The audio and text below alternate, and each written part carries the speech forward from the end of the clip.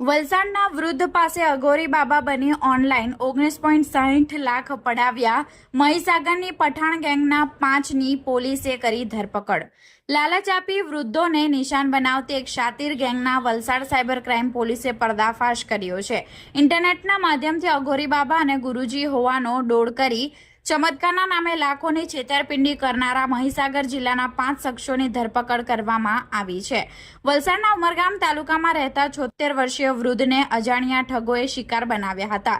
આરોપીઓએ ફોન પર પોતાની ઓળખ અઘોરી બાબા તરીકે આપી વૃદ્ધને વિશ્વાસમાં લીધા હતા। ઠગોએ એવી લાલચ આપી હતી કે માતાજીની કૃપાથી તમારા રોકાયેલા નાણાં બમણા થઈ જશે।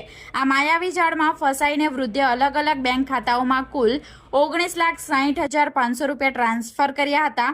અંતે છેતરાયા હોવાનો અહેસાસ થતા પીડિત પરિવારે સાયબર ક્રાઇમ પોલીસમાં ફરિયાદ નોંધાવી હતી। વલસાડ એસપી યુવરાજસિંહ જાડેજાના માર્ગદર્શન હેઠળ પીઆઈ એચજી રબારી અને તેમની ટીમે તપાસ શરૂ કરી હતી। ટેકનિકલ એનાલિસિસના આધારે પોલીસને કડી મળી હતી કે આ છેતરપિંડીનું નેટવર્ક મહીસાગર જિલ્લાના વીરપુર તાલુકામાંથી ચલાવવામાં આવે છે।